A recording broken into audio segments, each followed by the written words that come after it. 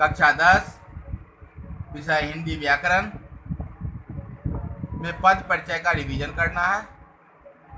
तो सबसे पहले प्रश्न उठता है,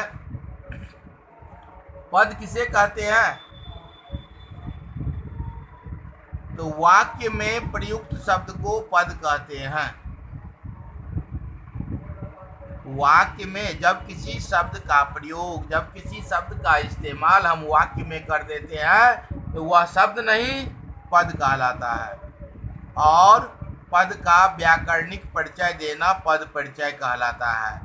अर्थात इसका परिभाषा विस्तृत रूप से हम इस प्रकार दे सकते हैं, वाक्य में प्रयुक्त शब्द को पद कहते हैं और पद का व्याकरणिक परिचय देना पद परिचय कहलाता है। या पद परिचय का परिभाषा इस प्रकार भी दे सकते हैं, वाक्य में प्रयुक्त शब्द को पद कहते हैं और पद का लिंग, वचन, कारक आदि के आधार पर परिचय देना पद परिचय कहलाता है। तो इसमें पद परिचय के अंतर्गत संज्ञा, सर्वनाम, विशेषण, क्रिया, अव्यय, लिंग, वचन, कारक इन सभी की जानकारी की आवश्यकता होती है। तभी हम सही ढंग से पद परिचय का उत्तर लिख सकते हैं या दे सकते हैं।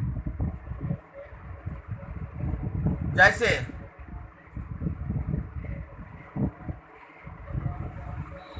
यहाँ पर एक उदाहरण है, यह घड़ी मेरे छोटे भाई की है।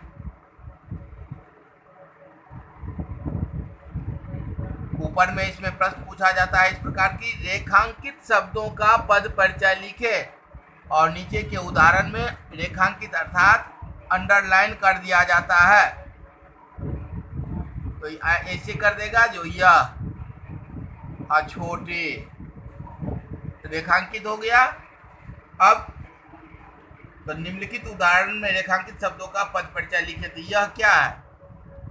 तो यह जो है, यह घड़ी के लिए प्रयोग हुआ है। यह सार्वनामिक विशेषण हो गया। जब सर्वनाम विशेषण के रूप में प्रयुक्त होता है तो उसे हम सार्वनामिक विशेषण कहते हैं। तो यह घड़ी में यह सर्वनामिक विशेषण हो गया। यह एक वचन का द्योतक है क्योंकि इसका बहुवचन ये होता है। नजदीक में अगर एक पुस्तक है तो यह, और एक से अधिक है तो ये पुस्तकें हैं, एक वचन हो गया। और यह स्त्रीलिंग है। और सार्वनामिक विशेषण है तो विशेष कौन है? तो घड़ी विशेष की यह विशेषता बतलाता है। यही 3-4 जो है व्याकरणिक परिचय हो गया। छोटा, बड़ा, ये सब जो है गुणवाचक विशेषण, विशेषण के 4 भेद होते हैं, उसमें गुणवाचक विशेषण का यह उदाहरण हो गया।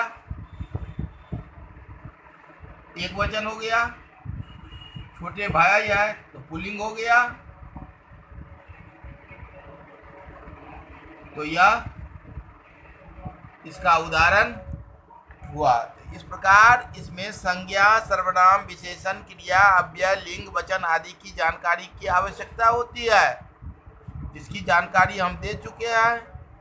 हल्का सा अभी देना चाहेंगे। जैसे संज्ञा का रिवीजन करवा देते हैं। किसी प्राणी, वस्तु, स्थान, भाव आदि के नाम को संज्ञा कहते हैं। संज्ञा 5 प्रकार के होते हैं: व्यक्तिवाचक, जातिवाचक, भाववाचक, समूहवाचक, द्रव्यवाचक। व्यक्तिवाचक संज्ञा, जिस संज्ञा शब्द से किसी विशेष व्यक्ति, वस्तु, स्थान, भाव आदि, स्थान आदि का बोध हो उसे व्यक्तिवाचक संज्ञा कहते हैं। जैसे राम किसी विशेष व्यक्ति का नाम है, दरभंगा किसी विशेष शहर का नाम है, तो यह व्यक्तिवाचक हो गया। गंगा किसी विशेष नदी का नाम है, हिमालय किसी विशेष पर्वत का नाम है, तो ये सभी व्यक्तिवाचक संज्ञा के अंतर्गत आ जाता है। और जिस संज्ञा शब्द से पूरे जाति वर्ग का बोध हो उसे हम जातिवाचक संज्ञा शब्द कहते हैं। जैसे शहर कहने से सभी शहर का बोध हो जाता है, कुत्ता कहने से पूरे कुत्ते जाति का बोध हो जाता है। तो इस प्रकार यह जातिवाचक का उदाहरण हो गया। भाववाचक जिस संज्ञा सर्व से गुण, धर्म, दशा, स्थित, स्वभाव आदि का भाव हो तो उसे हम भाववाचक संज्ञा कहते हैं। जैसे लड़कपन, बुढ़ापा, ये सब जो है, प्रसन्नता, भाववाचक संज्ञा का। उसके बाद समूहवाचक जिस संज्ञा सबसे समूह या झुंड का बोध हो उसे हम समूहवाचक संज्ञा कहते हैं। जैसे चाबी का गुच्छा, फूलों का गुच्छा, सेनाएं, कक्षाएं, ये सब जो है समूहवाचक संज्ञा का उदाहरण हो गया। द्रव्यवाचक संज्ञा जिसे हम नाप या तौल सकते हैं या जिससे द्रव्य या धातु का बोध हो उसे हम द्रव्यवाचक संज्ञा कहते हैं। जैसे घी, आटा, सोना, चांदी आदि। तो ये आज पद परिचय के अंतर्गत हम संज्ञा का रिवीजन करवा दिए हैं। कल सर्वनाम का रिवीजन करवाएंगे।